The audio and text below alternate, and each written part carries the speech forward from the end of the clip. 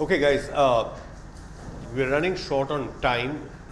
Nobody's really done this in depth. We should have started a few weeks earlier, but we're going to try and crush as much as we can because we've got 2 more sessions, then your exams start. All I can say is then best of luck, and maybe we'll pick it up on the other side for what's left over. So I'm sorry about that, but there's not much we can do. There will be stuff that is highly technical. I don't know whether we'll actually get through it all. We may not actually get to we're definitely not going to get into the High Court rules. I don't think we'll have the time for it. I'll give you a very broad perspective on what that involves and a few examples. We won't get into the details. There will be a very quick thing on the letters patent, 2 clauses of the letters patent, what it means, because you're likely to get a question on this. But the basics we are going to do. So now if you've got a paper and pen and you've got this in front of you, let me just tell you what we are going through. We were at order 7 last time. So we are going to go through order 8, 9, 10. 11 and 12 are important because they are hugely powerful as weapons in a civil trial, and very few people actually use them. I don't know whether you get questions on interrogatories, discovery and inspection. Probably not, but it's something that is useful to learn. So we'll try and cover it in 15 or 20 minutes and do that. I'm not going to bother with production and impounding of documents. Settlement of issues in order 14 is very important because that's critical. Disposal of the suit will take a couple of minutes, so that's not a problem. Summoning and attendance of witness is quick, so let's not go there. Adjournments, you're used to them, so we won't bother. Yeah. And we'll just get straight into the hearing of the suit, affidavit, judgment and decree, and in between, before we get to execution, we are going to look at a few of the later orders before we get there. I'm not going to bother with death, marriage, insolvency of parties, withdrawal and adjustment. We'll get into that briefly. Commissioner will mention just overall, but an important aspect here that we'll have to look at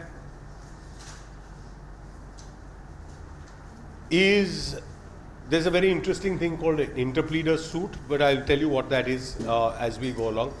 Order 37, please make a note. ABJ, arrest and attachment before judgment in order 38 is important. Injunctions in order 39 and receivers in order 40 are important. Now, order 41, which is appeals, we will have to read with an earlier order, which is order 20. Because there's judgment and decree, and you will get a question, we'll read the main section, on difference between judgment, order, decree, and that will take us straight to the appeals. We'll look at appeals, the difference between appeals, reference, review, revision. Okay, now, just to make your life a little more interesting, here's what's going to happen next time. So you'll have an attendance sheet that's going around. There'll be 5 working problems. We need volunteers. One lot is going to do the plaint on a fact sheet for the plaint. The other lot is going to do the written statement. So when the plaint is done, they'll send it to the other team. We'll do a written statement. And then we'll examine the plaint and the written statement in the next session. I want to see how good your plaint is, whether you've understood it, whether you've got a cause of action paragraph, whether you've dealt with this. Not everybody is expected, but I would encourage you to participate. Those who choose to stay out, don't think you're escaping, because you then get forced to become the people who assess the plaints and the written statements. I'm going to ask Justice Sonak to join us for this. So those who are going to assess and critique these plaints and written statements, and there will be a variety of topics, might well be the judges of tomorrow. So you better get prepared for this, correct?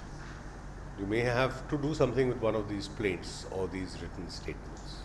That's where we are. Okay, so that's roughly how it's going to pan out. We are not telling you. If we don't get volunteers, we are going to draw lots. So you're safer off volunteering. I'm not telling you which problem you're going to get. That we'll randomize. But I think the optimal thing, and this we can discuss, is not more than 3 people on one side. Anything more than that becomes unmanageable, and 3 people is about roughly your moot court mix. You have 3 people a team, so we'll leave it at that. Okay. So now I want to go back to order 7 just now, and we need to finish this, because what's going to happen in the next 45 minutes or so is or maybe a little longer, is actually crucial to.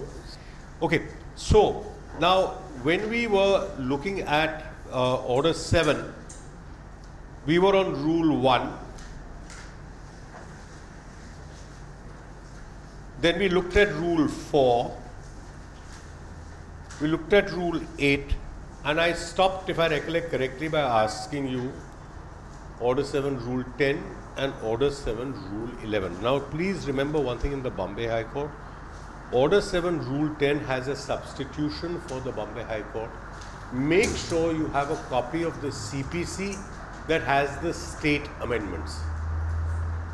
If you don't have the state amendments, you're likely to trip up in the Bombay High Court, because there's a Bombay High Court amendment to the CPC itself. Alright? Now the Bombay High Court has this rule making power, so when it makes this amendment to the CPC, it makes it to the whole of Maharashtra, not just the Bombay High Court. So you have to remember this. Now, anyone, what's the difference between return and rejection of a plaint? First.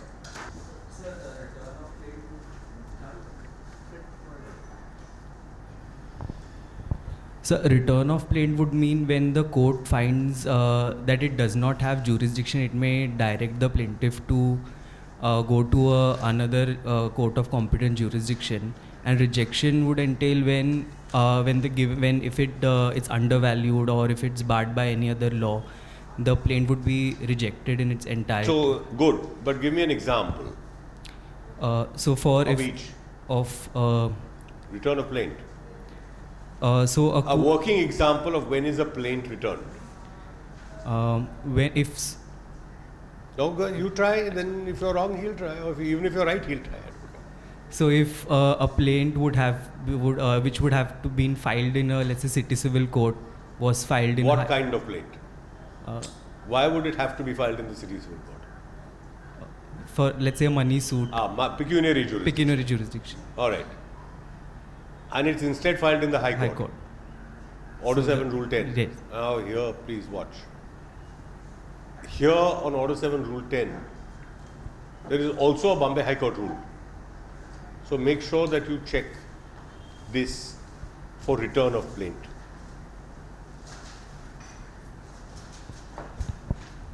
Don't make this mistake.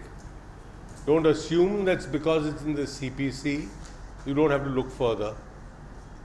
The High Court original side rules in the Bombay High Court override the CPC.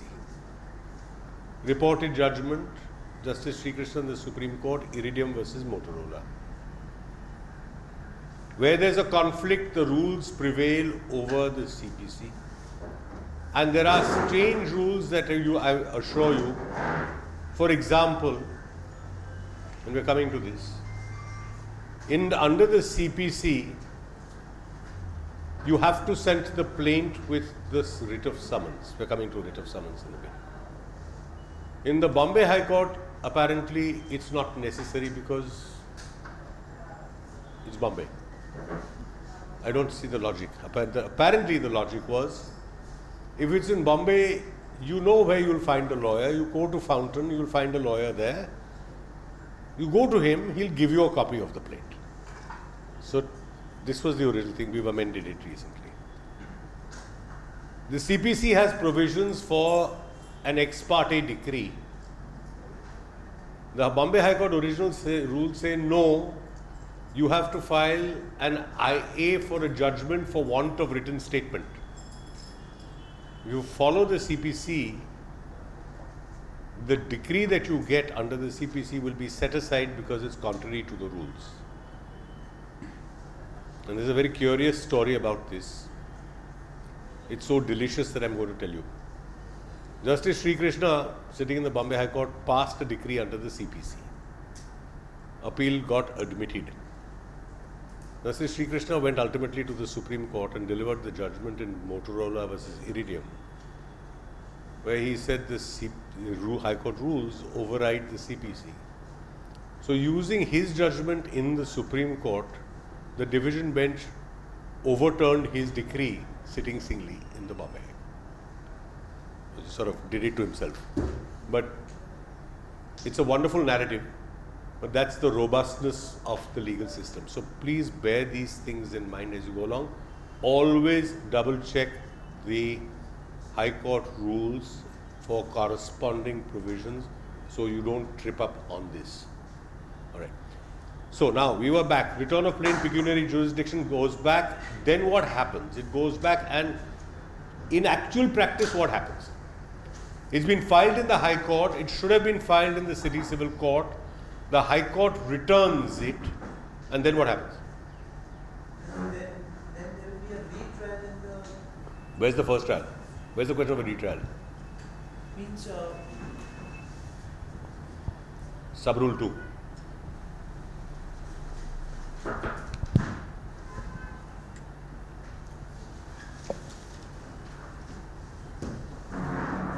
All that happens is that it's given back to the party saying you've come to the wrong venue, go there. So it takes it back, there's an endorsement on it, and he files it in the court in which he should have filed it in the first place. Now, this is a confusion that will arise repeatedly, but let's not be under any doubts about this. You cannot partly return a plaint. The whole of it goes or the whole of it stays. There is no concept of shredding a plaint or carving it up into two and saying half of it will go there and half of it will come here. Can't be done.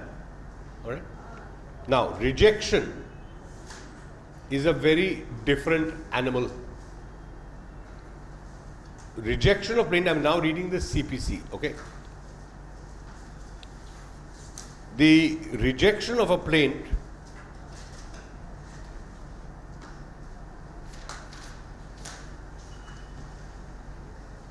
and the word is shall be rejected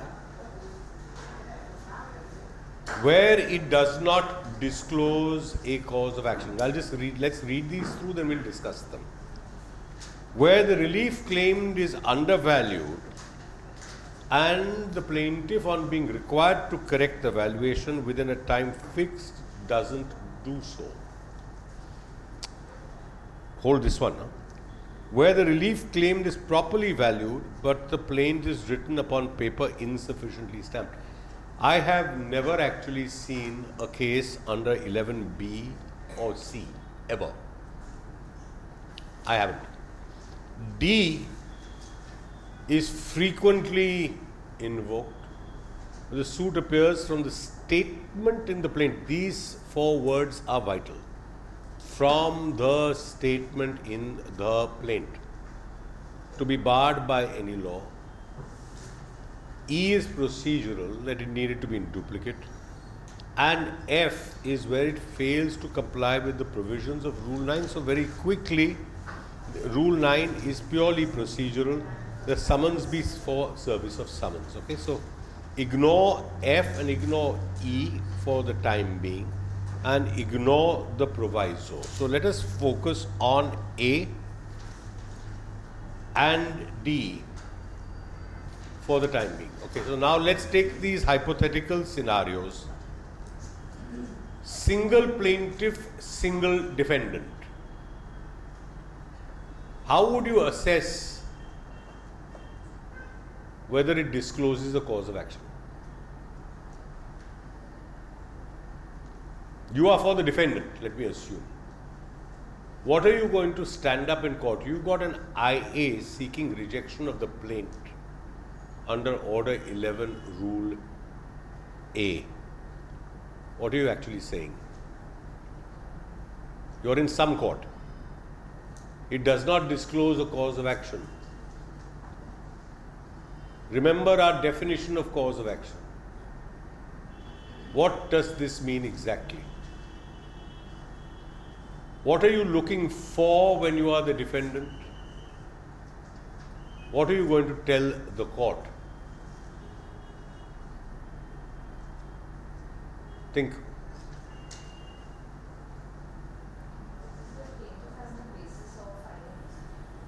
Good. Explain. Mike. Plaintiff has no basis for filing the suit. Which means a plaintiff has no remedy available to him in law, or that no rights of the plaintiff have been No. infringed. Now you've gone astray. Come back on track. Yes. Let's try again. Does not disclose cause of action. Not that there is no paragraph of a cause of action. It does not disclose. Plaint does not disclose cause of action. What does this mean? So, Your Lordships, under Order 7, Rule 1, there is a requisition for disclosing the cause of action.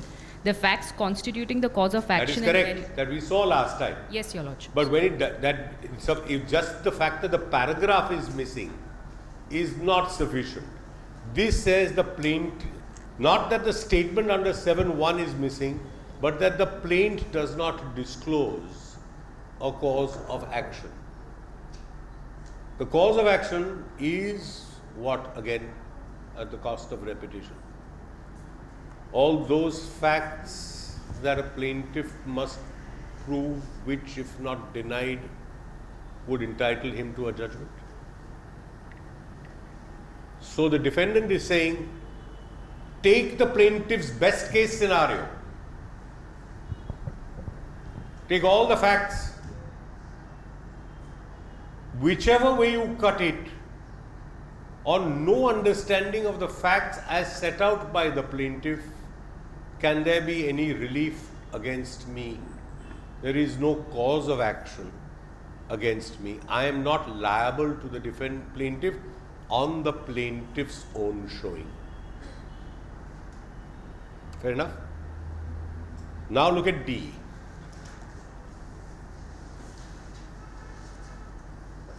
Where the suit appears from a statement in the plaint. This is not on the basis of a statement in the written statement or some affidavit. From some statement in the plaint to be barred by any law, such as, obvious example, limitation. Less obvious example, like Maharashtra Cooperative Society. Cooperative societies are jurisdictional. Jurisdiction. So another example, Rent Act. Another example, no. Bombay Moneylenders Act. Possible. No suit lies here. Or a bunch of other things which oust the jurisdiction and operate as a bar to the suit. But the answer here is, you have to assess this, please read these words. Where the suit appears from a statement in the plaint, okay? So this is not on the basis of an assessment of rival considerations of denials and assertions. This is on the plaint as it is laid. Take the plaint as it stands. On his statement in the plaint, the suit is barred by this or that law and is liable to be. What happens on rejection? 12.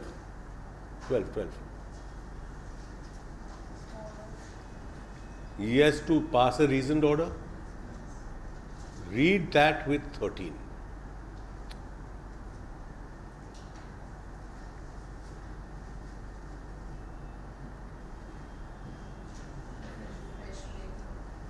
This plaint is rejected. Now we did this as an example with one plaintiff and one defendant. What happens if there is one plaintiff and multiple defendants? Can a plaint be rejected in part? Why not? Why can't it be rejected in part? The plaint discloses no cause of action against defendants 4, 5 and 6.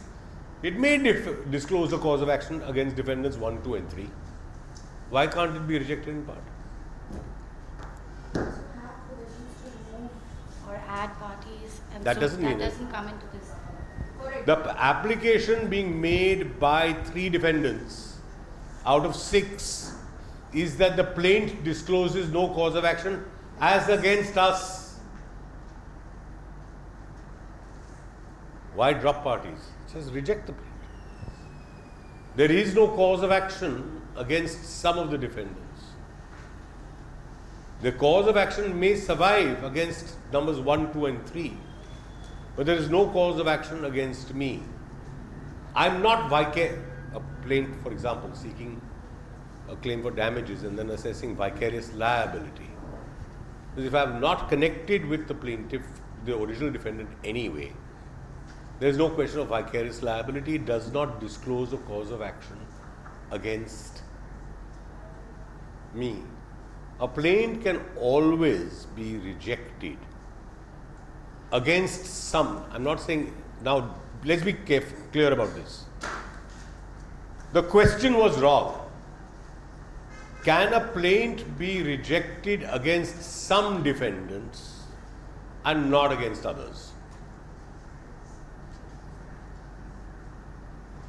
Clearly? Can a rejection of the plaint be in part by saying 1/3 of the plaint is rejected, but 2/3 is not rejected? Common confusion. Be very clear about this. High courts have been known to make this mistake where the High Court said, I am rejecting this portion of the plaint. Can't be done. Can't be done. You have to reject the plaint as against some defendants.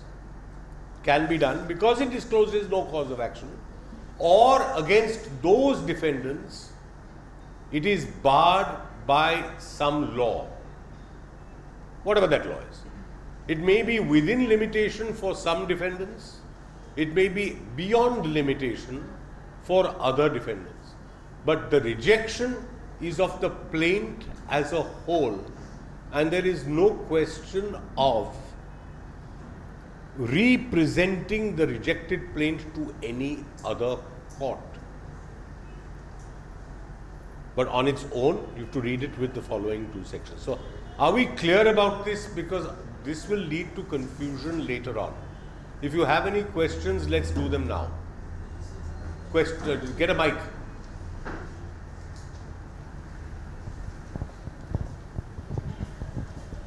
So you said something about it cannot be represented.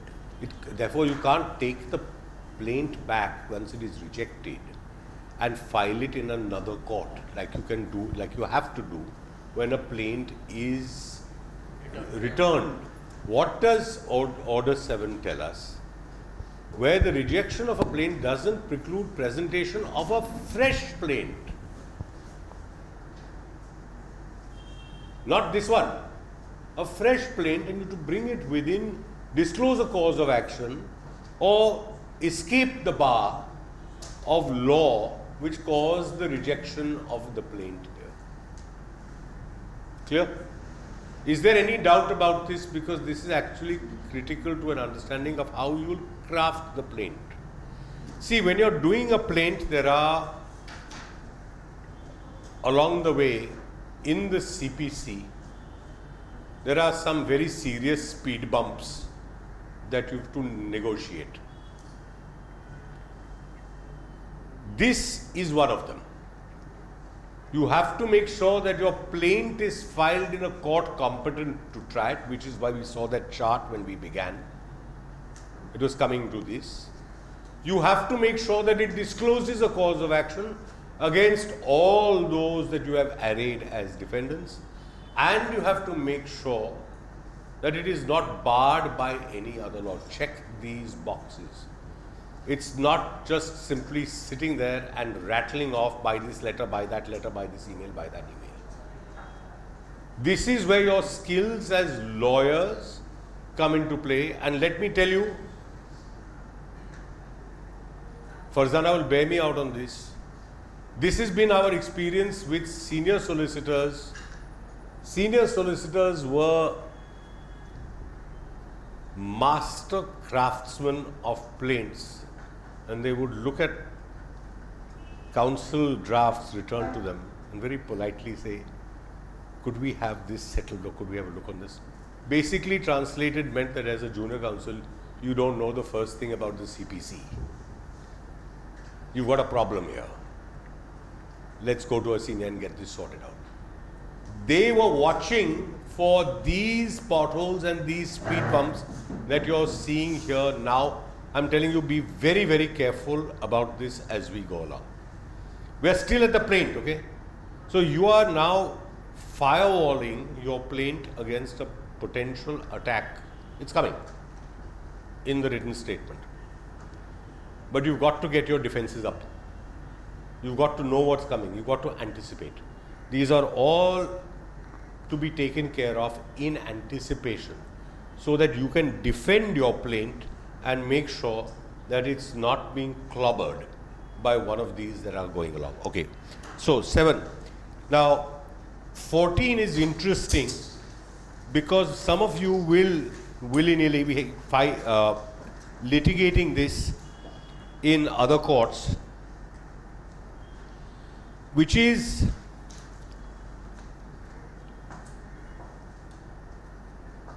that in a district court or a civil court, you are required to have a list and a compilation of documents if these are referred to in your plaint,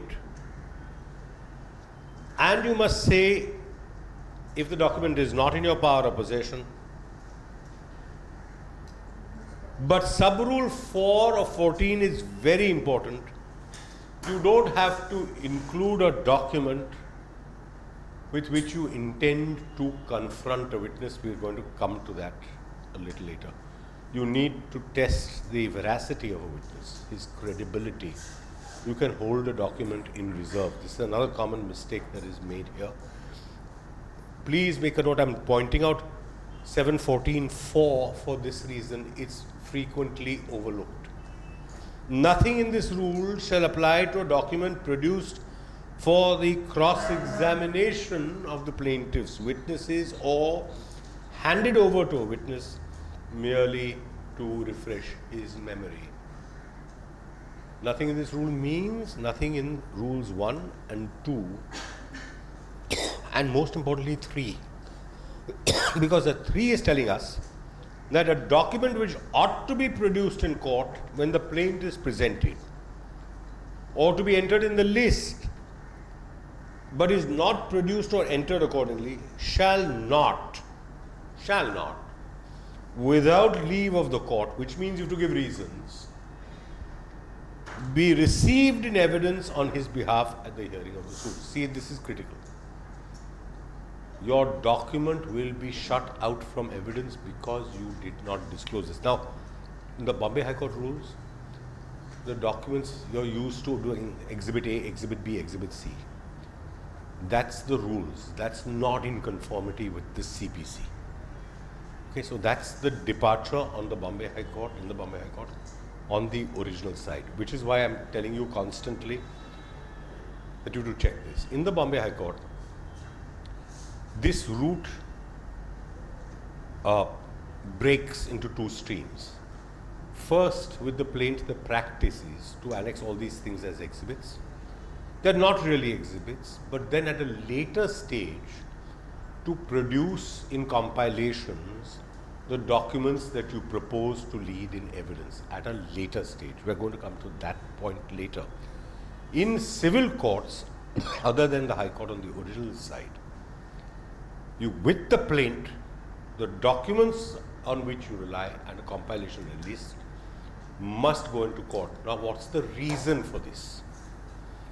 There's a logical reason for it.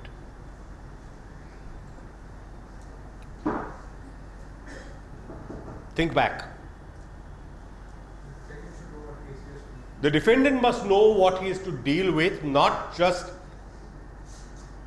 the statement in the plaint, which, as we saw, is a statement of material facts and not evidence. But the defendant must also be able to see the evidence on which this case is constructed. Correct? Why? Fundamental principle in law. Why?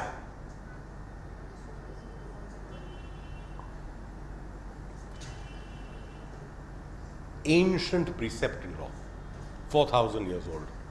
You'll find it on almost every sacred text. Do not condemn a person without hearing. The Audi alteram partem rule. You have to have a fair chance of meeting the case against you. So let me ask you this. You get the plaint and no documents. The plaint refers to various documents, but nobody knows what they are. Will you be able to effectively reply to this? How do you know whether the document being produced is forged, sent, not sent, received, not received, has an endorsement, doesn't have an endorsement, is an incomplete chain? You can't tell. You can't tell. This is why the CPC clearly says your plaint must go in, must not state the evidence, but the documents must go in. And if you do not produce those documents, unless you explain why you didn't produce those documents and get leave of the court, they will not go into evidence later. Now, this is where you are being extra cautious, and I want to roll back here and ask for Farzana's help on this. I'll tell you why. Because this is the practicum part of it. When you're in an office, and I honestly don't know this, so I'm asking, and the client says, I've got a problem. What's the first thing that you ask the client to prepare and give you so that you can arrange? So the first thing that a law firm is going to do is to ask the client to give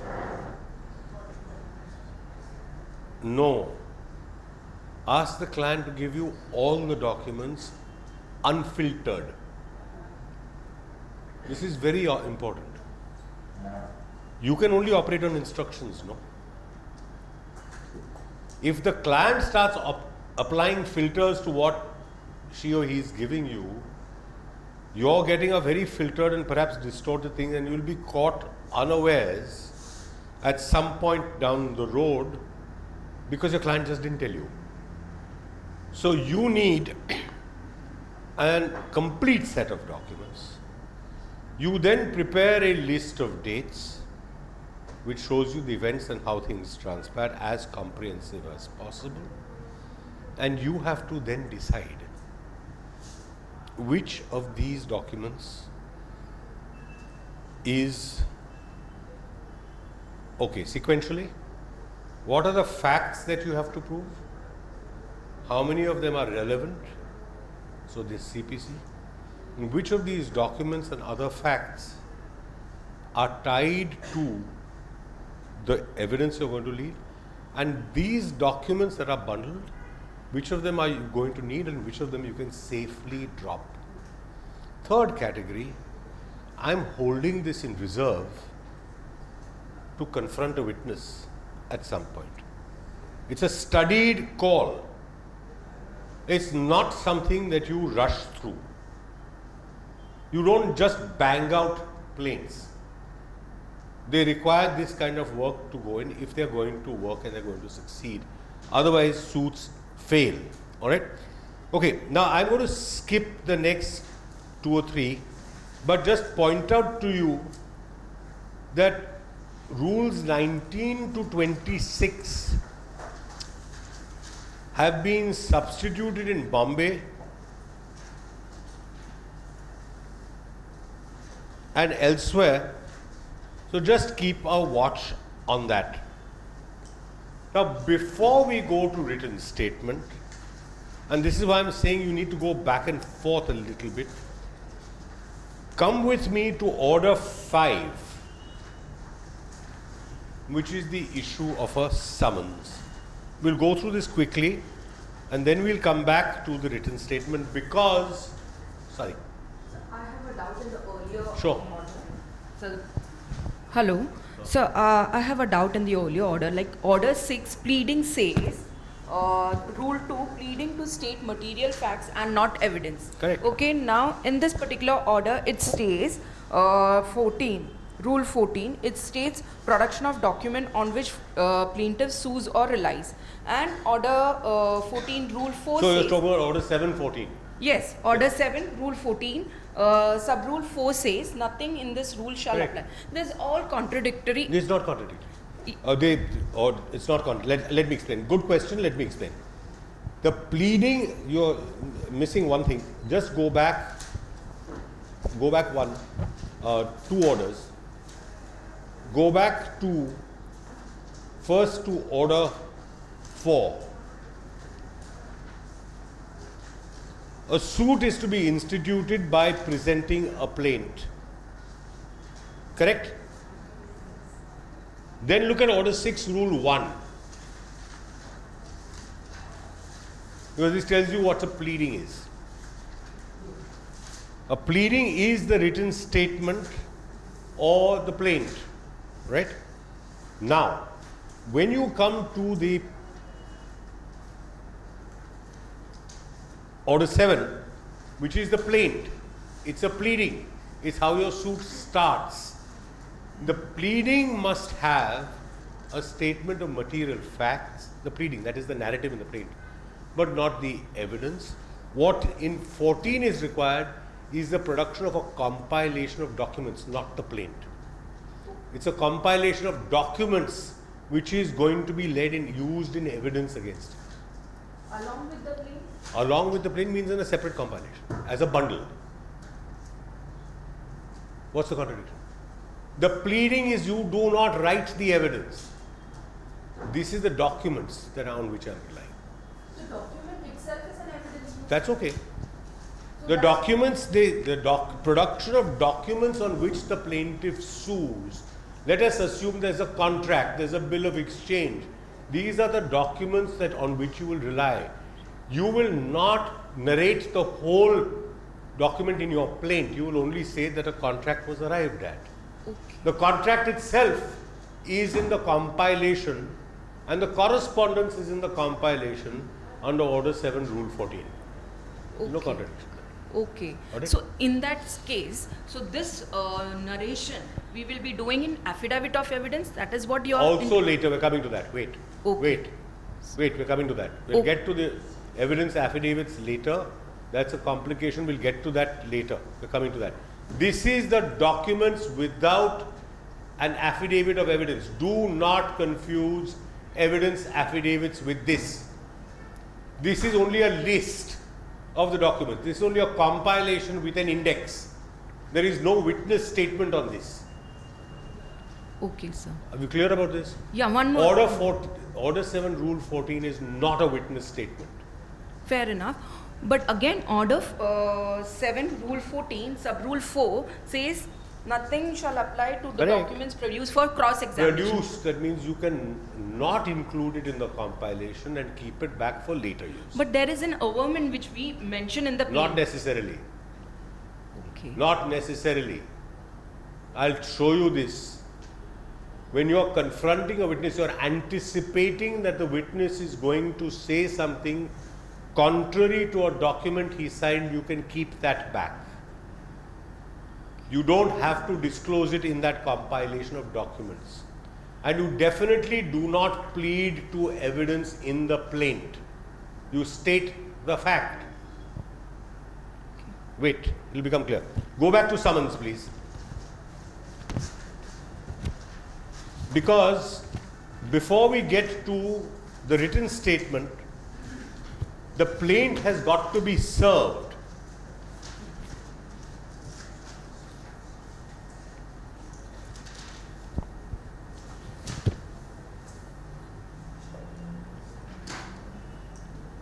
And when you have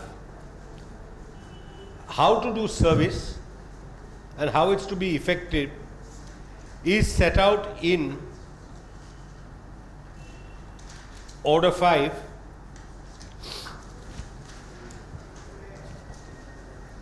Now, this is more or less self-explanatory. Order 5 Rule 2 says a copy of the plaint must be annexed to the summons. Till quite recently, we didn't follow this practice in the Bombay High Court. Don't ask me why. It was there. Then,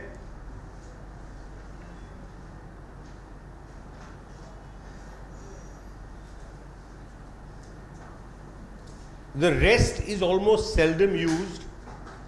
That a summons can be for final disposal.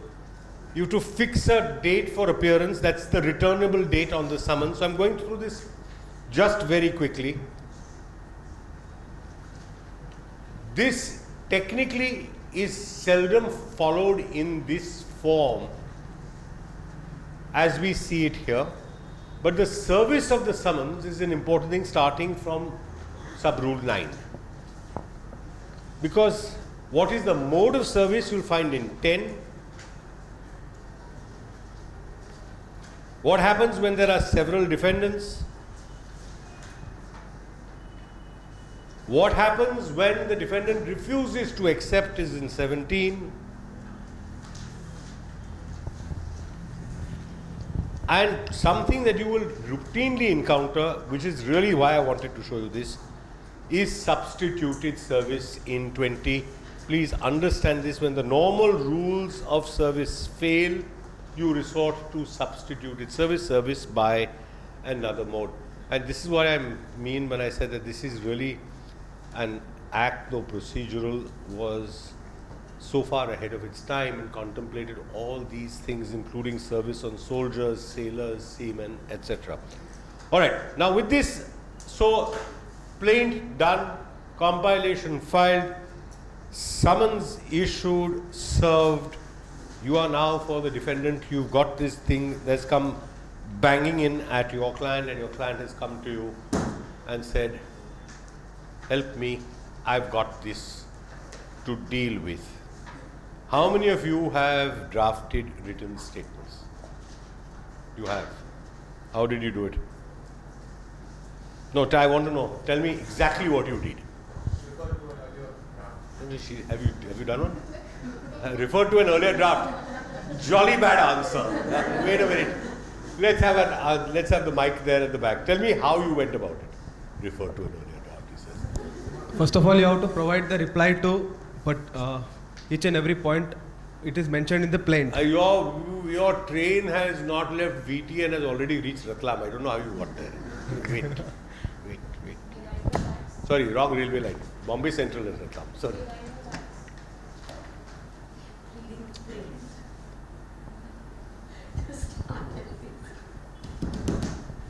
First, you would sit with the client and go through all the documents first that are annexed in the plaint, and then ask if what is left out and what documents and what facts are not a part of the plaint, so that you can then form your reply to it. How many have actually interacted with a client when you're doing a written statement? What was your experience there? To make the clients understand is really a difficult task, because they ask why you want. What do you mean by that? Because when we ask, ये भी चाहिए, क्यों चाहिए आपको? नहीं, ये नहीं दिखाना है. They only decide it. ये नहीं दिखाना है, ये नहीं डालना है इसमें. This is what majorly I have gone through, and I say ये document नहीं, ये तो नहीं है मैडम, क्या करेंगे? मैं बोली ये चाहिए इसमें. ये तो crucial है ये written statement में. तो हाँ देखता हूँ मैडम. तो by the time देखता हूँ, you know, your time limit starts. So I want further. What is your expectation in the office when you've got plaints coming in, what do you expect your associates to do? Basically, I would tell him that gentleman and back said, first collect the documents, understand what part of the claim is not dealt with, collect whatever documents that there are, then find what is the defense. And then when you draft a written statement, first set out your facts as your client perceives them, and then start the denial. So you set out what are, according to you, the true See, facts. the problem is, I'll tell you, the problem begins like this. The first task before you, very often, is to try and explain to your client, the defendant, what this plaint is about and what is being demanded of him. Because very often the plaint is couched in a language that he doesn't understand. It's just this terror that I've been hauled into a court and I don't know why. So the first thing is that, first process is that interpretation of the plaint. This is what has happened. He says there was an agreement for sale of a flat and you have not sold him the flat or completed your part of the bargain. Something along those lines. That's the first thing. You would ask him what his view is on these. He said there was no agreement, for example, or I never signed an agreement. You would then say these are the documents that have come with the plaint. And you ask him for his documents. So now you've got two things. You've got the plaintiff's documents and you've got the plaint. You have to prepare the written statement in accordance with Order 8. So how are you going to do this?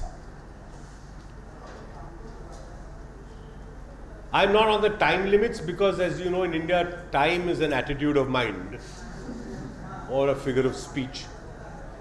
So forget this 30 days, sometimes it's 30 years, so forget about it. All right. And he can then file it, but then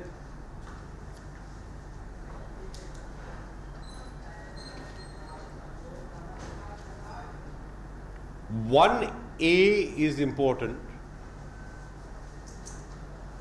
which is the corresponding equivalent of Order 7, Rule 14, the mirror image.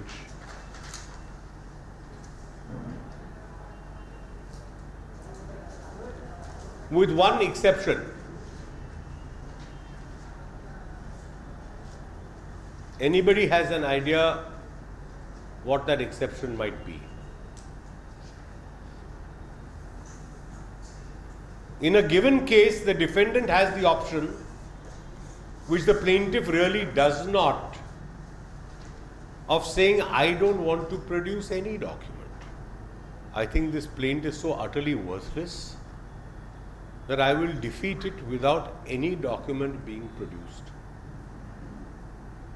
The only thing that happens is that he runs the risk that he can't later produce the document without leave of the court.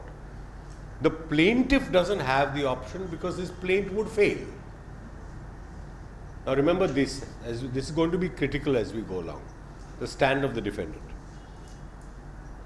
Order 8, Rule 2, we have not yet come to denials, okay? So now we are going to look at these components of a written statement.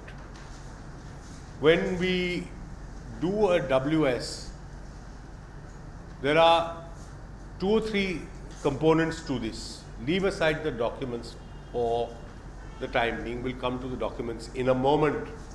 1, new facts.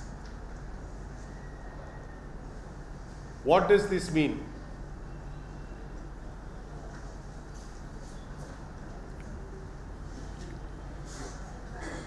Order 8, Rule 2. Read the wording. The plaintiff must raise by his pleading all matters which show the suit not to be maintainable or that the transaction is either void or voidable in point of law. Example, contract vitiated by fraud, undue influence, coercion, etc., just as a random example, and all such grounds of defense as, if not raised, would be likely to take the opposite party by surprise or would raise issues of fact not arising out of the plaint, as for instance, fraud, limitation, release, payment, performance of facts showing illegality. It's a very compact but very heavily freighted clause. Somebody translate it for me. Read it again. Read it for yourselves and translate this.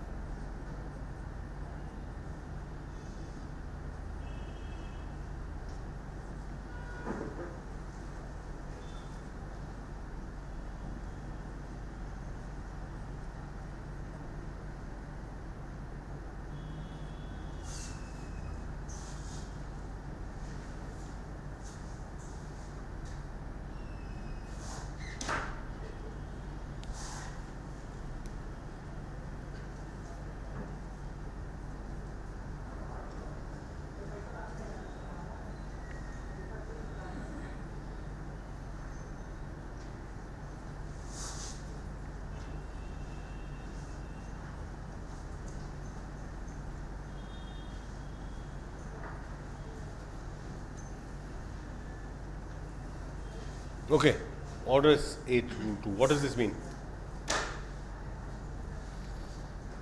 What are you supposed to do? Short point. Correct. Your version of events, your side of the story, your language of the law, positive case. Example. Come on, let's have an example. I claim in my plaint that the defendant agreed to buy from me 300 tons of a certain quality of wheat. I supplied the wheat. I raised the invoice. The defendant did not pay for it. I am suing for recovery of the price of goods sold and delivered. What's a positive case that you might want to raise in defense?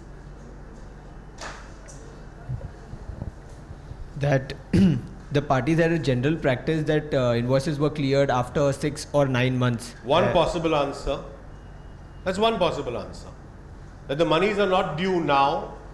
There is a running account between the parties, and the time for payment has not yet arisen, because sometimes goods are returned, and they are squared off at the end of every 6 months or at the end of every year. So that's one good possible positive thing concealed from the plaint, but that's your positive side of the story. But in this, you are accepting that there was an order for supply and the tonnage and the goods themselves. Another example of a defense. So wheat was being supplied in exchange of an earlier transaction. Also possible. Taken place. Also possible. Anything else? The quality of wheat contracted Also for possible. was not. So these are things that you would set forward as your positive case. Now this is important. When we look at the CPC, the Evidence Act, this will directly affect this concept of burden of proof. You don't have to do it. You may or may not have a positive story or a positive side to it. If you do, you must state it up front. But this is where your lawyering skill comes in. You have to make a call, and you have to make this call now. Are you going to set forth a positive case, or are you merely going to proceed on the basis of the following rules, which is denials, and hope that you will be able to knock it out because he can't prove his case, and you will confront him with documents that will disprove it. To take his example, is it or is it not? This is now we're coming to strategy. A defense strategy to say, Acha, he wants this. He knows there was a running account. ठीक है, we'll deny that the amount is due. I'll confront him with his email when he said there are amounts, our accounts are due for settlement on the 30th of June, and by that time we'll square out all accounts. I don't have to put up the it's possible. You may want to put up a positive case when you say there was in fact no contract. This whole thing is a forgery. See rule 2. As for example, if you're pleading forgery, this is why it gives you these examples. Anything that is going to take the plaintiff unawares. There are keywords in this sub-rule that you must understand. Anything which, if not arising from the plaint, that is a story that is your own flower garden. You are now not in the plaintiff's cabbage patch. You are inviting the judge into your cabbage patch. He shouldn't be taken by surprise. You are not dealing with only what the plaint says. You are introducing a counter narrative, not arising of the plaint. Anything that might take the plaintiff by surprise or would raise issues of fact not arising from the plaint, such as fraud, limitation, release. An answer is, but I've already paid you. I paid you 3 months ago. I sent you the money. It's credited, you've forgotten to account for it. Simple answer. You don't have to have a positive case. It's a denial, alright? Of facts showing illegality. Payment is an outlier statement that you would make upfront because that will end the controversy to the largest extent possible. Now please see this. Defendant must raise by his pleading all matters which show the suit not to be maintainable, so any defense on maintainability, or that the transaction is either void or voidable in point of law, which means some law renders it void or voidable, and we know there are void contracts and voidable contracts under the Contract Act, and all grounds of defense which, if not raised, would likely take the opposite party by surprise or unawares, as for example, the fraud, which is your narrative on the fraud. Okay. That's the positive case. Judgment call, strategy, careful assessment of the documents. Don't rush into this. Denials. Next. It shall not, this is now worded in the negative. It shall not be sufficient for a defendant in his written statement to deny generally the grounds alleged by the plaintiff, but the defendant must deal specifically with, now please watch this, each allegation of fact which he does not admit the truth except damages. Let me read the 3. Where the defendant denies an allegation of fact in the plaint, he must not do so evasively, but answer the point of substance. Thus, this is an example. If it is alleged that he received a certain sum of money, it is not sufficient to deny that he received that particular account, but he must deny that he received that sum or any part thereof, or else set out how much he received, And if an allegation is made with diverse circumstances, it shall not be sufficient to deny it along with those circumstances. Means what? Plaintiff says, I lent you rupees 20 lakhs. The denial cannot be, I deny that he lent me 20 lakhs when you actually mean that he lent you 19 lakhs 99,000. I deny the plaintiff lent me 20 lakhs or any other amount. You're denying the transactional fact, not that circumstance. So it can't be an evasive denial. If the denial has to be specific, you can't open a written statement by saying, I deny all in singular. That's stuff that we've inherited. It's utter nonsense. It has no basis in law for this general umbrella denial. The CPC doesn't contemplate it. Specific denial, now this is important. Every allegation of fact in the plaint, if not denied specifically or by necessary implication or stated to be not admitted, please mark this, shall be taken to be admitted except under a person under disability. The court may in its discretion may require proof.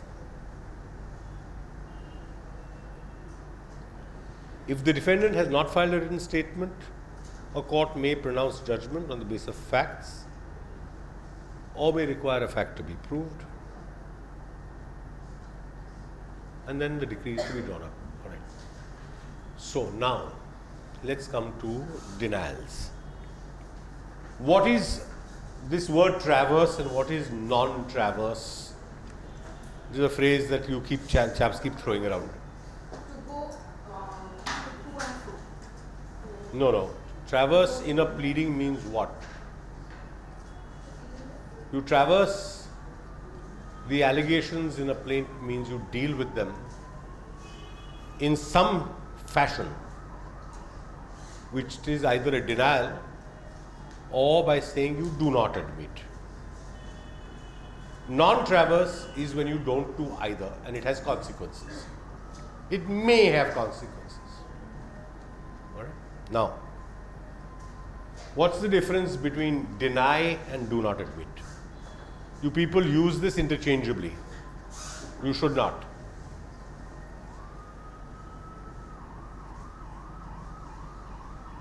This is what how. And give me an example. So to deny would be to say X did not happen. To not admit would to say I do not say that X happened. Little more specific than that and with an example. So for example, if the plaintiff says that I lent you 20 lakhs, to deny it would be to say you did not lend me 20 lakhs. But to not admit it would be to say Forget in the context of the written statement for a moment. On a more general basis, what do you understand as the distinction between denying something and not admitting it? This is critical. Denial would be more like non-existence of that thing that ever happened that the person is trying to prove. And not admitting is maybe it has happened, but I am not going to admit that. Let's try. Let's see. Wait. Don't without the mic. Pull. Yes. One of you. To deny means not admitting. Oh, No. Sorry. Deny is like the thing never happened. So good. Now we're getting there. Now give me an example. For example, I can deny that I never signed this MOU. Guys, keep it simple. But not admitting At is 12 o'clock, at 12 noon on the 1st of March, it rained in fort. Statement of fact. Statement of fact. I deny that on the 1st of March at 12 noon or at any other time, I deny it rained in fort. This state denial says that you are in a position to prove and establish that it did not rain on the 1st of March at 12 noon or otherwise. You know for a fact that it did not rain. You can counter his allegation, the plaintiff's allegation that it rained, by saying, I know and I'm in a position to prove from a weather report, from this, from that, or whatever it is, that it did not rain. Your statement is false, and I can prove it and show it to be false. I am not aware if on the 1st of March in the fort area, whether at 12 noon or otherwise, it rained or not, means I don't know. And I am not admitting, I am not aware, I do not admit, which means, now see what's happening with proof? You're seeing what's happening here with proof? When you are in a position to prove the falsity of a case, you will deny it. When you are not in a position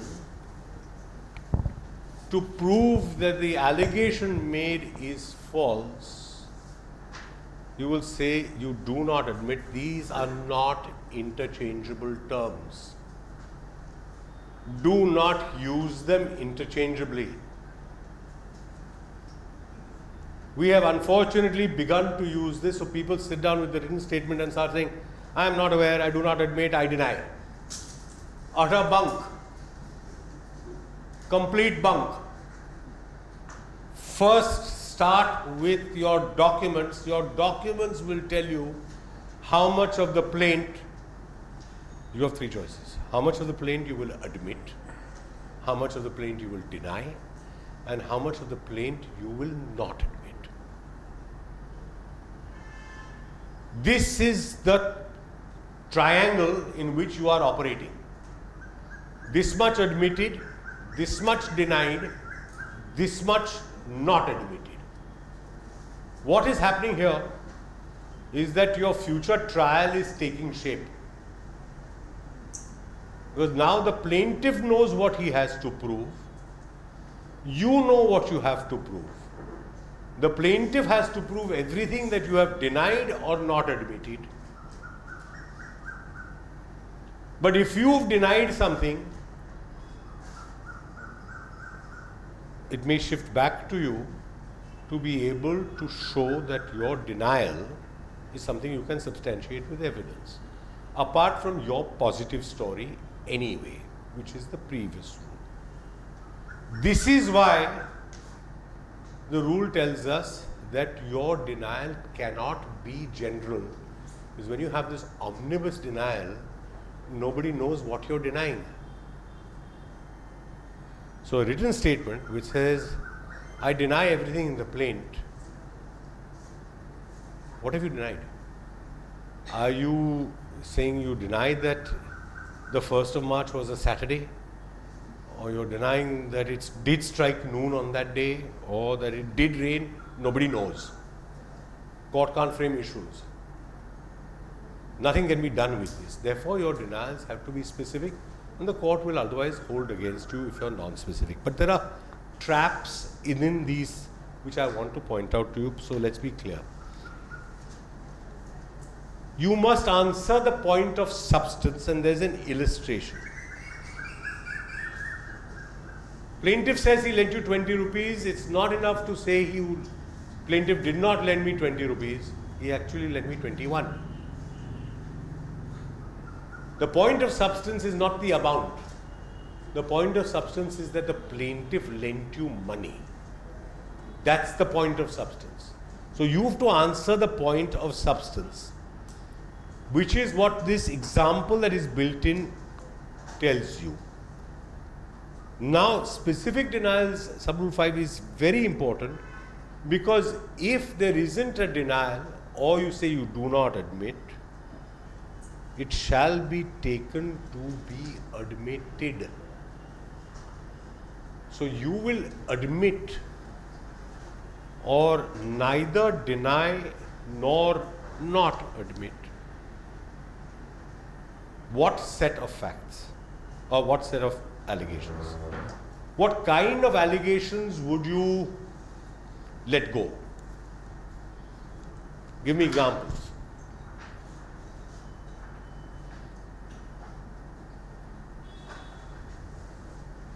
Think. Examples of stuff that is not controversial which you will let go and not have to deny. No. It's simple. Keep it simple. Plaintiff is a company. Or the first plaintiff and the second defendant are brothers. Both are the sons of the first defendant. Admit. Straight away. Nobody is denying it. Nobody is denying it. In a matrimonial dispute that the parties were married on a given date, not in dispute. They have 2 children named so and so and so and so, not in dispute. These are the non-controversial facts. What happens when you do this? All this clutter, you don't have to prove any of this. It goes flying out of the window. It narrows the areas for dispute. So you should pay attention also at this point itself to what, according to you, is innocuous from your perspective and you can safely deny. Safely. All right? You must be able to do this. Now let's just pick this up a bit. Now, particulars of set off. Now there are 2 concepts that are coming here in 6 and 6a, and I'm sorry to inform you that these are much beloved of your examiners. Ignore these at your peril. So, first let's take the words set off and counterclaim. Just on a grammatical understanding of these 2 words, because then the details will make sense. What, according to you, should a set off mean and what should a counterclaim mean? Mike? Thanks. A set off would simply mean that you owe me 100, I owe you 50, and we kind of sort that out. That your claim for 100 is set off off by mine of 50. What's a counterclaim? A counterclaim could possibly include that, and me saying that no, not just the 100. Not possibly. Sorry? You can have a set off and counterclaim, but I'm saying let's separate this. Okay. What is the distinction between a set off and a counterclaim? So, and the counterclaim would be The that set off, a counterclaim would be I owe you nothing. But on the contrary, on top of that, you owe me X. Yeah. You will frequently encounter counterclaims in arbitrations. Very often. You will see this happening quite a lot in arbitrations. In commercial suits, set-offs are a species that are threatened with extinction. I don't remember the last time. When was the last time we saw a set-off? Can't remember. Really can't remember when anybody pleaded a set-off effectively. But read the rule because the examiners want you to read. This only applies in a suit for recovery of money. Okay, so set-off doesn't apply anywhere else. The defendant claims to set off against the plaintiff's demand. Next keyword, any ascertained sum of money legally recoverable by him from the plaintiff, not exceeding the pecuniary limits of the jurisdiction, and both parties fill the same character as they fill in the plaintiff's suit. Hold that for a moment. He may present a statement, written statement containing the particulars of the debt sought to be set off. The written statement shall have the same effect as a plaint in a cross. Now, what does this effect of this mean? It's pretty self-evident, but read it carefully. What's happening here? There are 2-3 things requirements here. The parties have to fill the same character, such as lender and borrower. for example, or vendor and purchaser, character of the parties has to be the same. Otherwise, there is no set off. They have to, same as in the plaint. Rather than have the defendant file a separate suit, the defendant says that, look, against your claim for 100 rupees against me, I have a legally recoverable claim in the same character, not the same transaction. Please watch. Not the same transaction. It's legally recoverable maybe in a parallel transaction.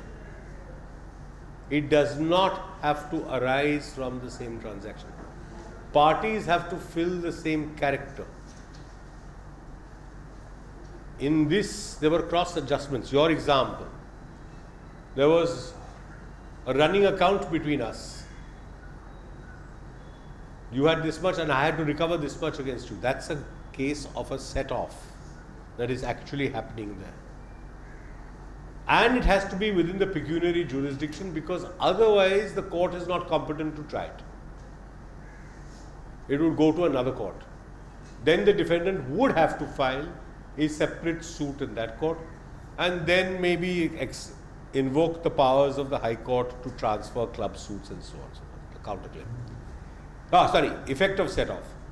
The written statement shall have the same effect as a plaint in a cross suit, so as to enable the court to pronounce a final judgment in respect of the original claim of the set off, but that shall not affect the lien of any pleader. So forget the lien of the pleader. Never seen that happen anyway. So it's effectively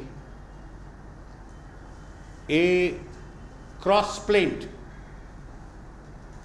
which means that the plaintiff has a right to respond to the set off, file a written statement to the set off. Counterclaim. This came in, by the way, in 1976. It wasn't there in the original CPC. A defendant in a suit may, in addition to pleading the set off, which is why you will often have a written statement, set off and counterclaim. It does this and sometimes takes the counterclaim in the alternative without prejudice, etc. Set up by way of a counterclaim any right or claim in respect of a cause of action, important phrase there again, accruing to the defendant against the plaintiff, any cause of action, either before or after the filing of the suit, but before he has delivered his defense or before the time for delivering his defense has expired, whether it is in the nature of a counterclaim for damages or not. Explain. Illustration.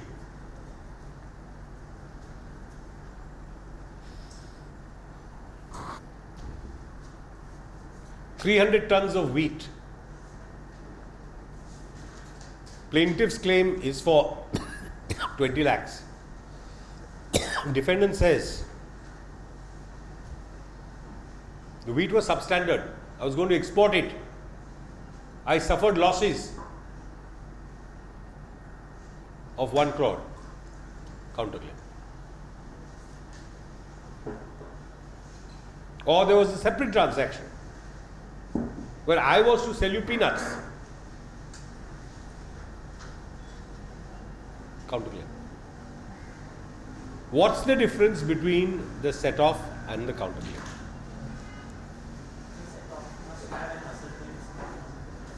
That's true. What else? Correct. Says any right or claim in respect of a cause of action accruing to a defendant. Any right. You need not be in the same capacity or the same character, whereas under a set off, you have to be in the same character. Important distinction. And you will know here, when you're drafting the written statement, whether you are going to plead a counterclaim or not. You have to. This is a call you have to take. Why?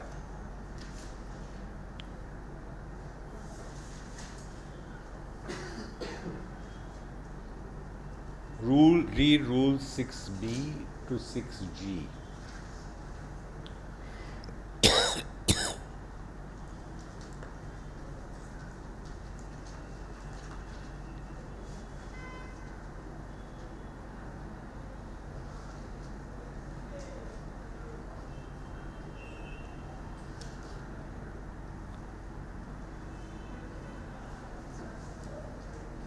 Especially 6d.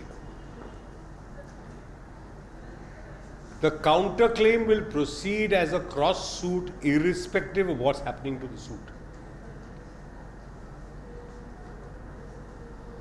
The plaintiff becomes the defendant to the counterclaim.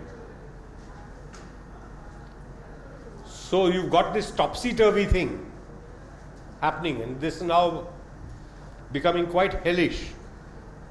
Because the plaintiff came in with something, the defendant came back with a counterclaim, written statement counterclaim. The plaintiff is now on the defendant, is now the defendant to the counterclaim. If you are advising the plaintiff, you began with an advice on the plaint. Now you're defending against a counterclaim. No wonder they want you to work till 2 a.m. This is why. This is where it gets really tricky and really thorny. You have to be very careful with this.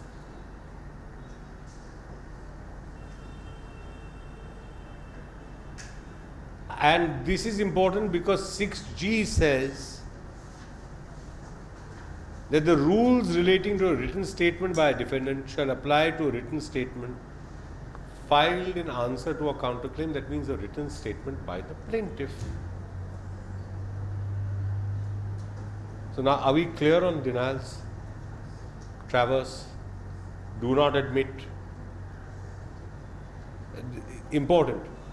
No further pleadings after this. Now, you note that there is in this CPC here, I'll tell you this, rules 11 to 30 are added to Bombay, and there is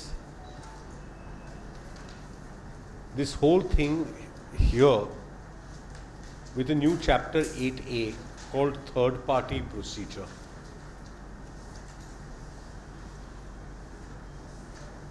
It's a long thing and I won't go through this in detail, but let me tell you briefly how this works.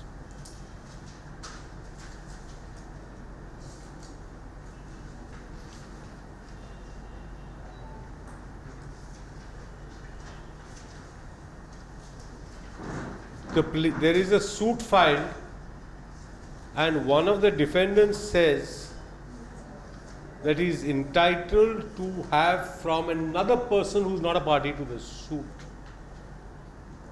either an indemnity or a contribution or some relief which absolves the defendant and protects him. The third party procedure applies where a third party notice is issued and it's numbered as a TPN in the Bombay High Court. There's a reply and that entire thing is like a suit within a suit to be adjudicated. I have only done one third party notice in my entire career and I never encountered it in 11 years on the original side. So it's an extremely rare creature. You're not going to come across it very often. Okay, now any questions on pleadings, plaint, written statement, denials, averments, documents? Now, because we're taking a 5-minute break. Then I'm getting into 9.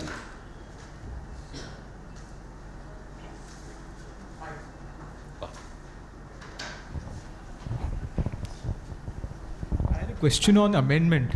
We're coming to amendments. Oh, okay. Then I. We'll come to amendments.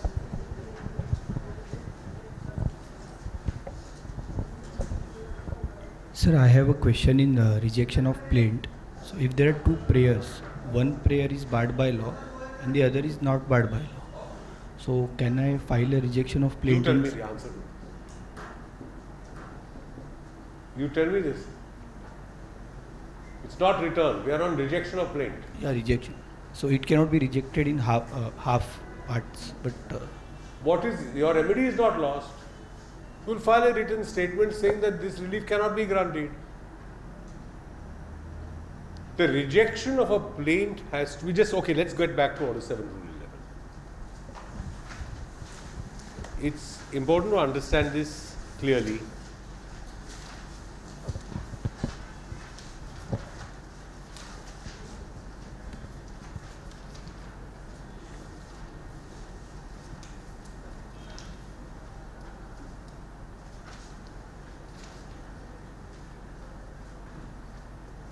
Just the word that you missed in this question was the second word of Order 7 Rule 11.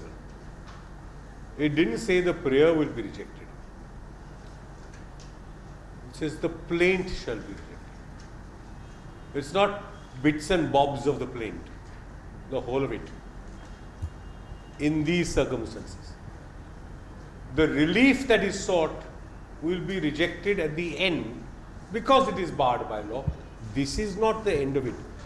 Understand why Order 7 Rule 11 has been introduced. What's the logic to it? There's a very simple logic to it. Why waste the court's time in dealing with a plaint that is doomed? It can't succeed. One defendant, if he's the sole defendant, says, you do what you like. This plaint can't succeed against me. There is no cause of action. It is barred by law. Finished. Why should you waste the court's time? End of story. Multiple defendants, some of them may say the same. Whichever way you cut it, this plaint cannot result in an order, judgment or decree against me. So the plaint is rejected. The plaint, not the prayer. Not the prayer. Remember this. It's a good question because this is a mistake that courts, judges often make. They assess whether this relief can be granted and they reject a portion of the plaint. That is not permissible in law. You can reject the plaint. The judge has no business carving up or rewriting the plaint. At some point or the other, he will decide whether in accordance with law that relief can or can't be granted. The assessment today is take the plaint as a whole. Does it disclose a cause of action against this defendant or these defendants? Or is what the plaint says on its own showing, because of what it says, barred by any law? Simple. Not complicating it with any other amendments. I'm reading the CPC as it stands. It's as simple as this. Got it? All right. Anything else?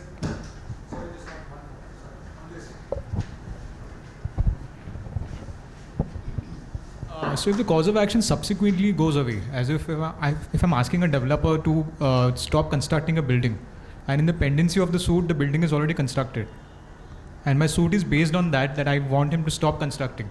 The suit is for an injunction. Yes, but I don't get a temporary injunction, but in the pendency of the suit. No. Again, good question.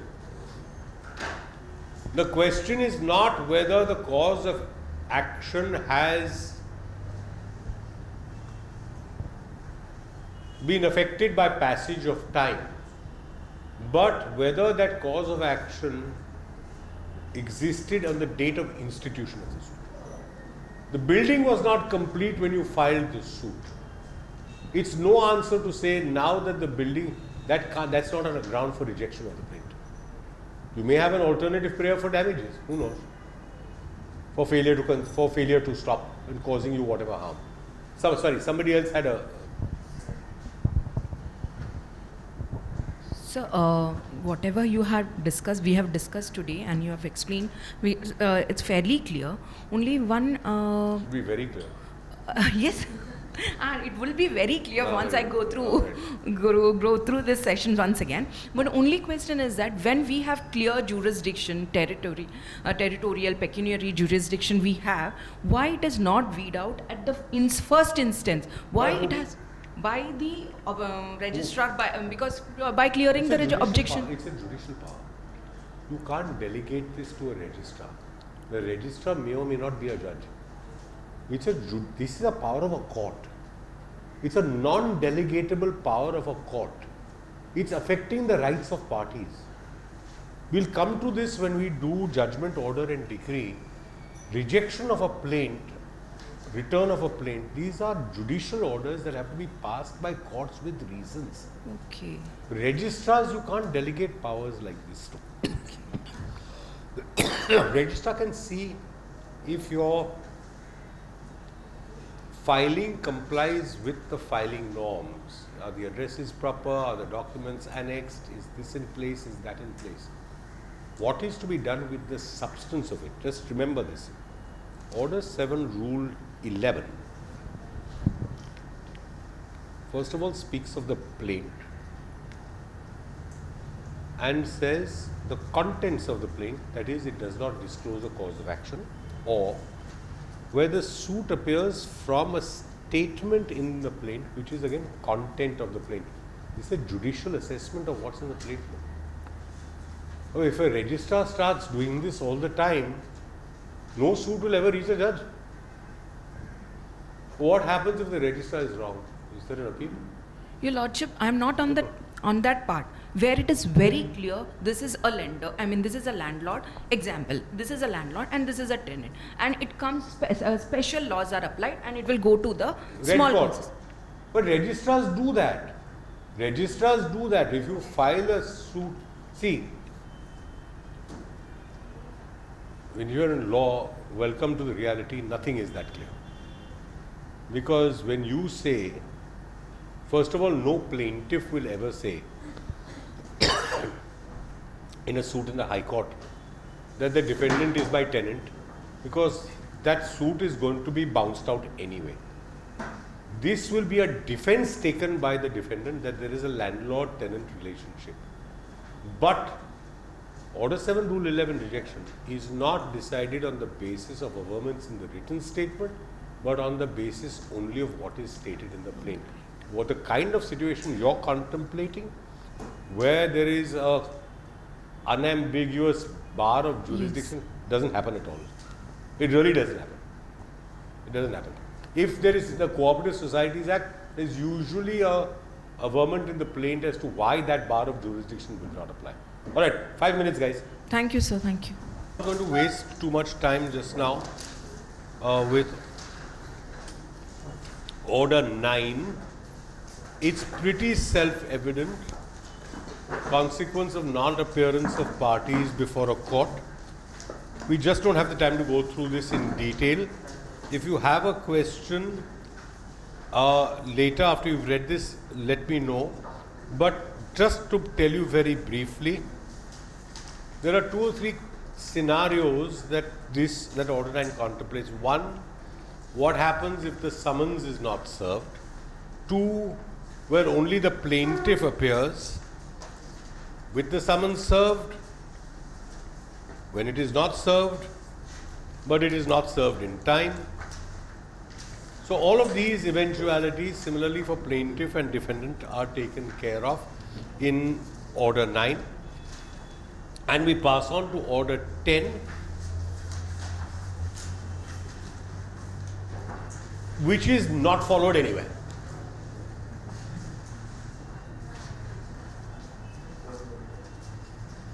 At the first hearing of the suit, first of all, nobody knows what this means. And the court is supposed to find out how much you are admitting, and nobody does this at all. So Order 10 is not followed. In theory, it should be, but it's not done at all. I'm saying for our purposes now and in practice, ignore it, it's not going to do anything. Now, order 11, order 12,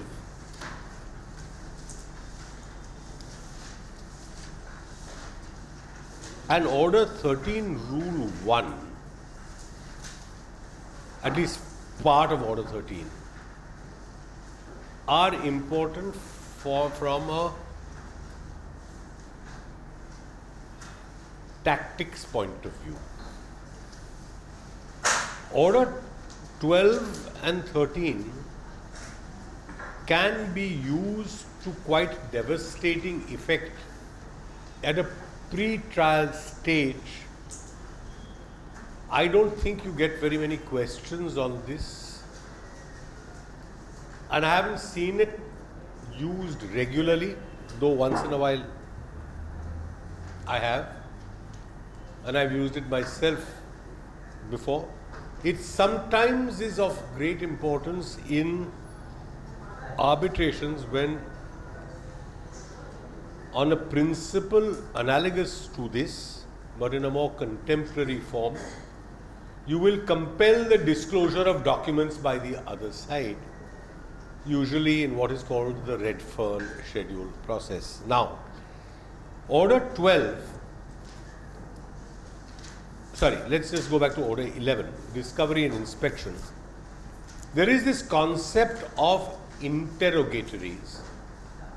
Now, this is only a list of questions that are administered by one side to the other.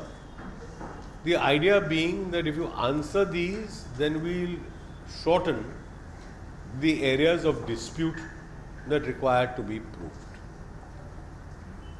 Do you or do you not admit? Is it or is not true? And there's a formula provided for going through this, and then an application there must be an answer in a prescribed format.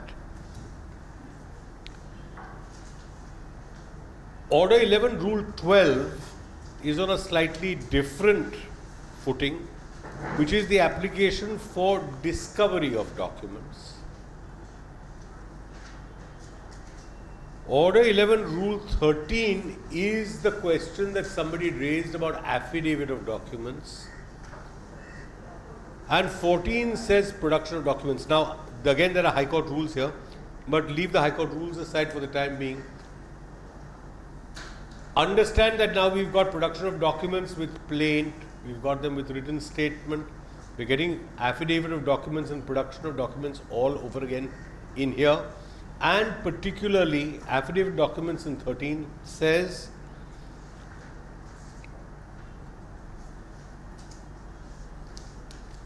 is in an answer to an application under order 11 rule 12.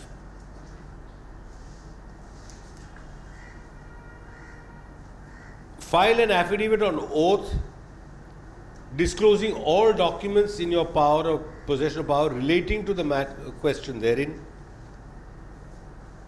and then an affidavit of documents is required to be filed.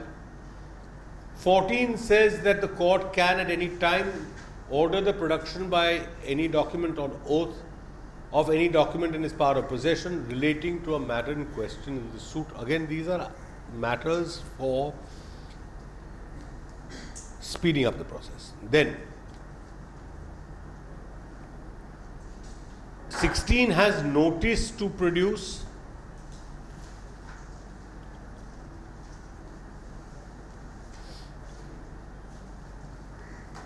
And most importantly, if you do administer interrogatories, how you can use them is set out in 22.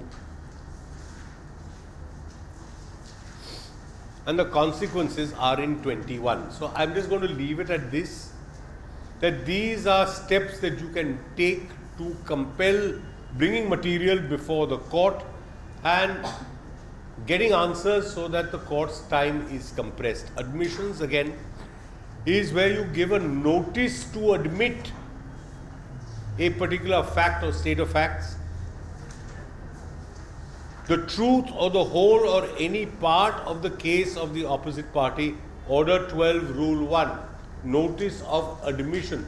Now this admission means not admitting as into the registry, but is an admission as I agree, I accept, I do not deny.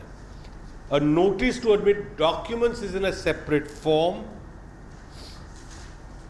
The sting in the tail is 2A, that is deemed to be admitted. There is a deeming provision. And a notice to admit facts is in sub-rule 4.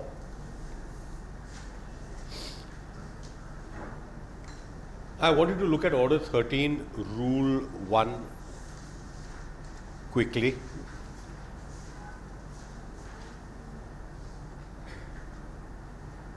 Parties must produce, when, on or before the settlement of issues, all the documentary evidence in original, where copies thereof have been filed along with the plaint or written statement. Now pause. What went with the plaint were not originals, were copies, certified. These are now originals. The court shall receive the documents, provided they are accompanied by an accurate list. And look at sub-rule 3. Nothing in this shall apply to documents produced for the cross-examination of the witness of the other party or handed over to a witness merely to refresh his memory. We've seen this before. It's completely consistent. So wherever you go with this, production always follows this pattern right through. All right. Then, the rest is ministerial about marking of documents and the return of documents, original documents at the end of it. But the most important one now, which we are going to have to discuss at some detail, is Order 14. And this is critical to an understanding of everything that's going to go on afterwards. Now, remember this. We've gone a little ahead of the curve because in between will be your interim applications, your applications for injunction, applications for receiver and so on, before we've hit this stage. I'm trying to complete this cycle and we'll do that separately. This cycle, we've taken it now to the settlement of issues. What are issues?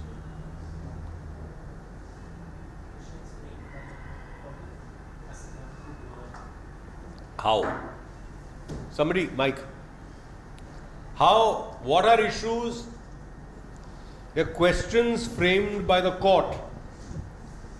For what purpose? The controversy in question.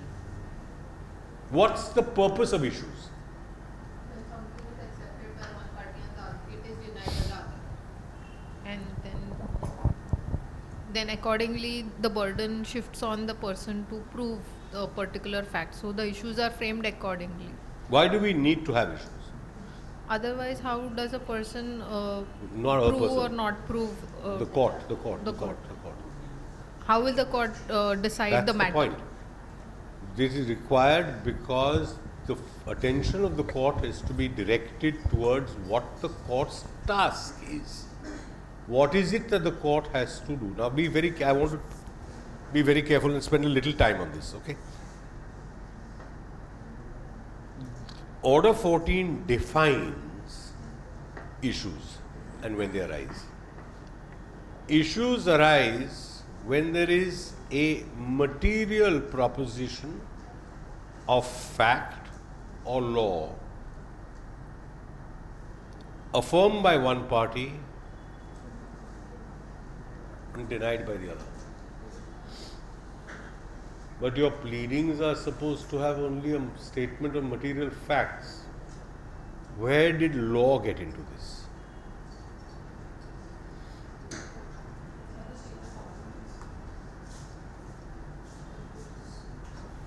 Averments as to limitation or bar of jurisdiction. So if there are legal averments as to maintainability, bar of suit, or any of those questions of law. Now, it explains further. Material propositions are those propositions of law of fact which a plaintiff must allege in order to show what a right to sue break, or a defendant must allege in order to constitute his defense. Each material proposition affirmed by one party and denied by the other shall form the subject of a distinct issue. Issues are issues of fact or issues of law. And 5, court shall, after reading the plaint and the written statements, and after examination under Order 10, Rule 2, which is parties, and after hearing the parties or their pleaders, ascertain upon what material propositions of law, of fact or law, the parties are at variance, where they disagree, and shall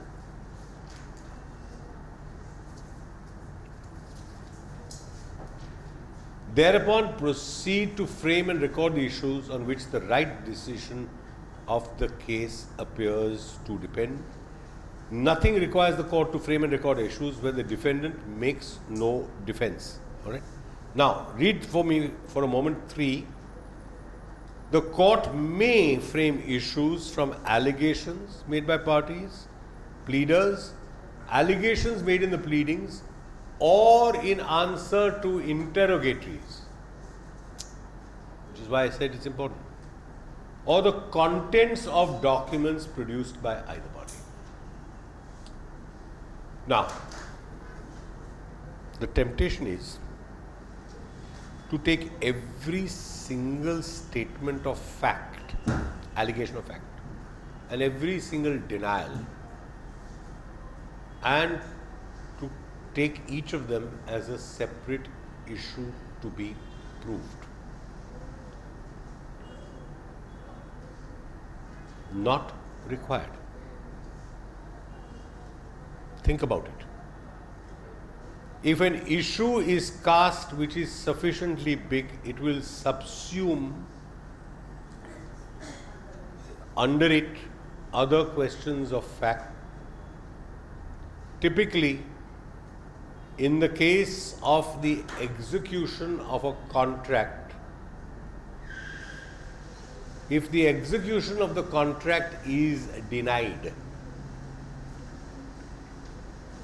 whether a valid, subsisting and binding contract was arrived at on a particular date, as alleged in paragraph 10 of the plaint.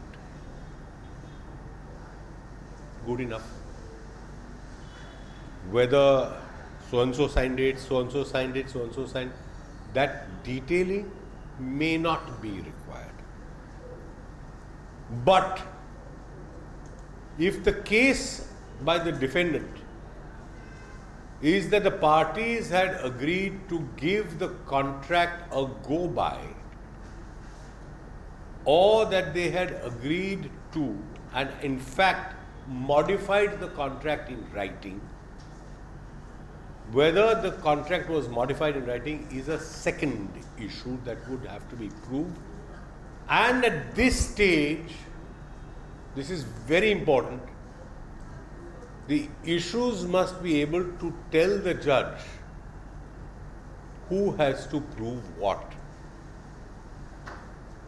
Which is why I've been trying to tell you that from the beginning, you have to have a clear picture of what evidence you're going to need. Let me just pause for a moment and tell you why this is important. This is a mistake that is too often made in trial courts, and if you want to be an accomplished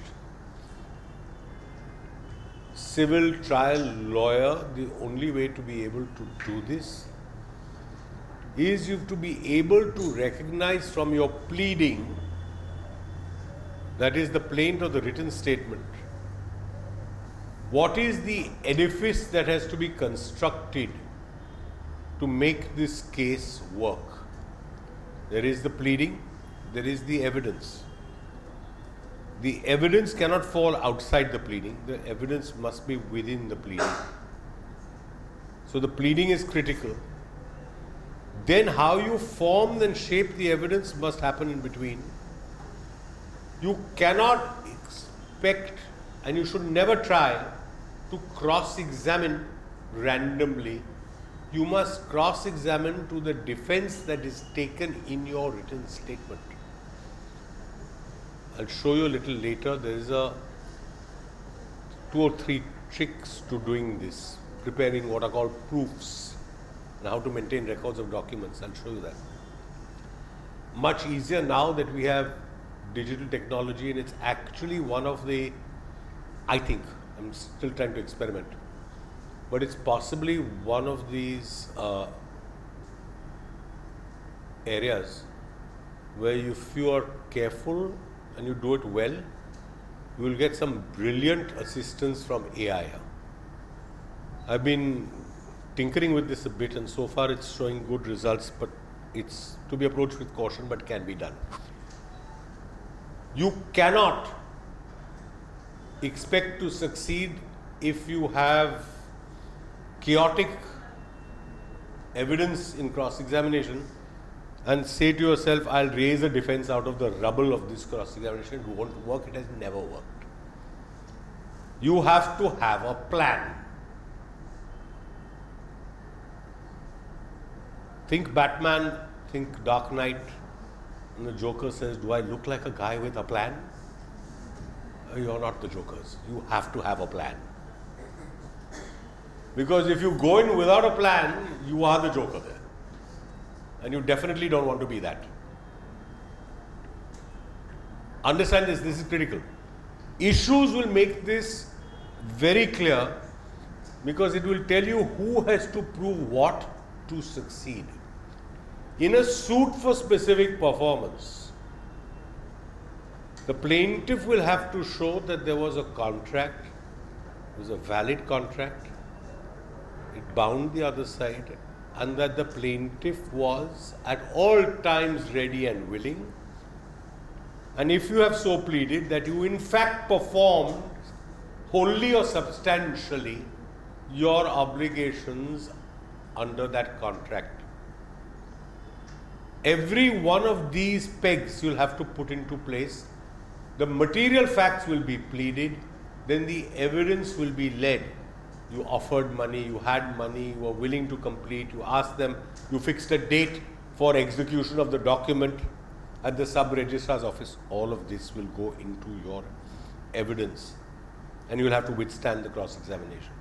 So the issues will be whether the plaintiff proves that on such and such a date, a valid, subsisting and binding contract was arrived at between the plaintiff and the defendant for the sale of a residential flat, whatever, description. Whether the plaintiff proves that the plaintiff was at all times ready and willing to perform his obligations under the contract, whether the plaintiff proves that the plaintiff did in fact perform his obligation, then whether the defendant proves whatever the defendant has said. Or there's a clear-cut division before the lawyers and the judge about who's going to have to do what in the trial that's coming ahead. It happens now. And you're not restricted only to the pleadings. There may be stuff that arises out of the pleadings, which the court may say, I need to decide this, whether such and such a document is required registration or is invalid for want of registration. Could be an issue. Could be an issue of law. The court can frame it. Now look at sub-rule 4 for this purpose.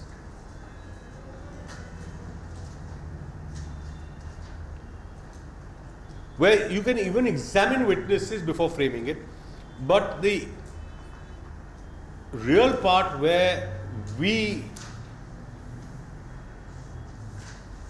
go in civil courts is often directly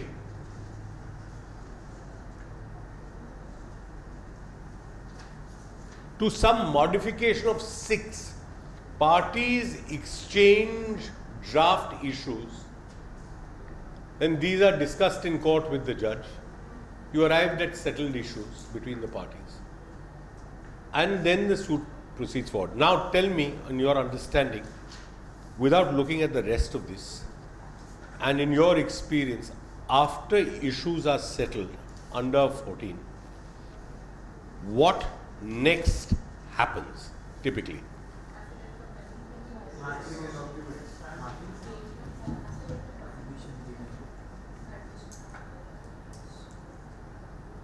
Get the sequence right.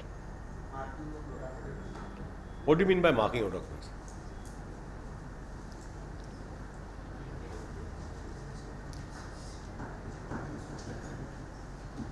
The marking of documents is something that we've actually already covered. We've just gone through that portion. In practice, we do it at a later stage. So this is now the practicum part of it. What do you understand by marking of documents, and how would you go about it? This is partly overlapping Evidence Act, but it's important, all right? I'm just going to quickly touch upon. The court acknowledges the document and takes it. No. The plaintiff puts out, this is the sequence. These are the documents on which the plaintiff seeks to rely, subject to that exceptions that we saw, and says there are no further documents, Rule 189 of the Bombay High Court Original Site Rules, no other documents in my power of possession relating to the subject matter of the suit. Here's the index, here are copies.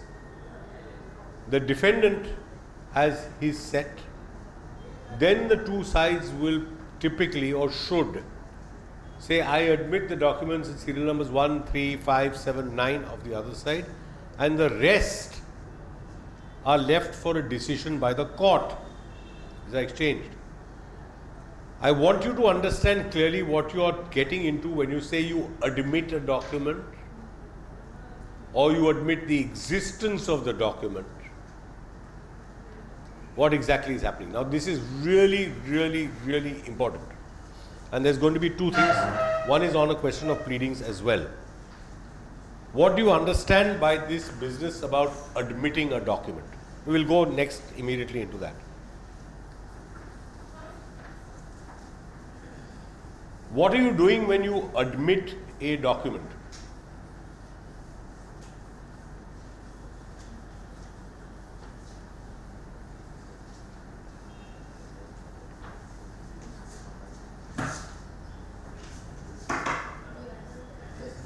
Documents are two things. See, every document has two parts. Okay. One is the physical artifact of the thing.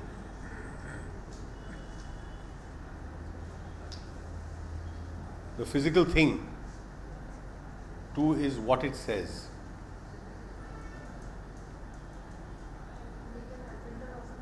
Which is contents.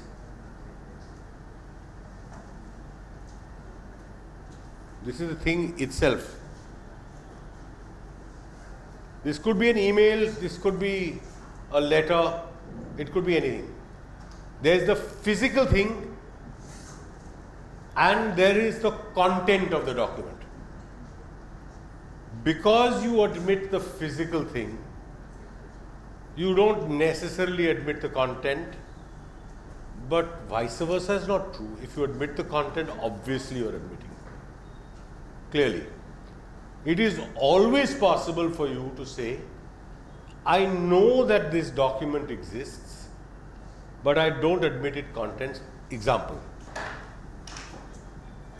Obvious example. Admission that an email was sent, but No. A reply from the other side that you received. You did receive a reply, but you are not admitting the correctness of its contents. In your admission and denial, you will always be careful to say this, that the burden of proving the correctness of the contents, according to the Evidence Act, examine the author, whatever it is that you want to do, will lie on some, but I know that there was a reply. I know that the document exists. In your pleadings, therefore, when you are referring to documents, be very careful with this absurd phrase that is very popular with the Bombay High Court on the original side, which is, I crave leave. Finish it. Don't rely upon it. Don't. To refer to, which is meaningless, and this is deadly. This is potential death. Because if you are relying upon it, so if this is the defendant's answer, and you have in your infinite wisdom communicated to you by your senior, craved leave to refer to and rely upon, this has happened. It has happened in a trial in courtroom 13. On this, the judge held that you could not deny the correctness of the document. The entire trial went the other way.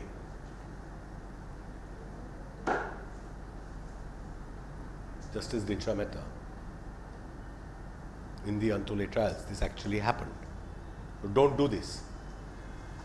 This, every word in your plaint and in your written statement, don't use words randomly or because people have told you they should be used.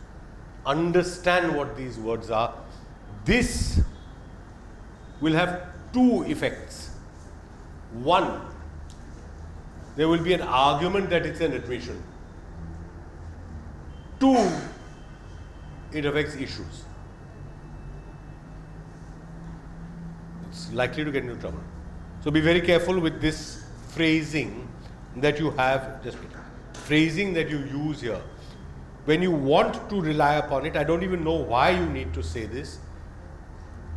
You can at best say you crave leave to produce the document after you've said what you had to say about the document. That's all there is to it. Yes? So we can be specific. We can be specific, like crave leave to refer to and rely upon to my plaint. You'll never succeed. You'll never succeed. The only way you will do this is if it is a document that you are fully admitting, typically one of your own. Yes. Typically one of your own. Then you don't need to qualify it. If it's a letter you wrote or your client wrote, you are free to crave leave to refer to and rely upon. You have to. That's what you're going to establish. People use this for every document, indiscriminately. I'm saying don't. This is reserved for the documents that you know you're going to rely on yourself. Never use this for documents of the other side, which are likely to be disputed. You are running a very real risk there. All right. So, order 14, you will frame the issues. Now, there are, in order 15, amendments, including an amendment of striking of a defense. And you then mentioned marking of documents. Okay. So, before we get any further, marking of documents then happens, you have this exchange, and the judge will then decide whether on principles established in law, which we will not deal with just now, the document is to be fully marked or marked subject to some conditions, like subject to proof of correctness of contents, and will assign it a number in evidence. Okay. Next step that happens here, we're slightly away from the trajectory of the CPC because that's how it's evolved. Because of an amendment, we now have, what's the time? All right, fine. in 5 minutes. We now have this procedure for evidence affidavits. Evidence affidavits. How many of you have done an evidence affidavit? Unhappy experience, was it? I'm not surprised. So the evidence affidavits were supposed to curtail what we used to do traditionally when we began. We never had evidence affidavits. You would take a witness through the witness's examination in chief. You could not ask leading questions. You had to get the witness to tell the story of the plaint to the extent this witness knew it. We had cases where one witness did not know the whole of the story, knew part of it. We had multiple witnesses. Everyone somehow thought, and I believe this was done by people who had never done a trial in their lives, that an affidavit would make this shorter. It hasn't. There are things that go into an affidavit of evidence which are different. Okay, we're going to have to stop here for just now. So we meet again on what, next Saturday, 8th? All right. Is it possible to start at 10:30? I'm asking. Huh? Okay, so 10:30 on the 8th. We'll continue from this point and we'll take it to judgment and then get to the appeal part of it. Thank you.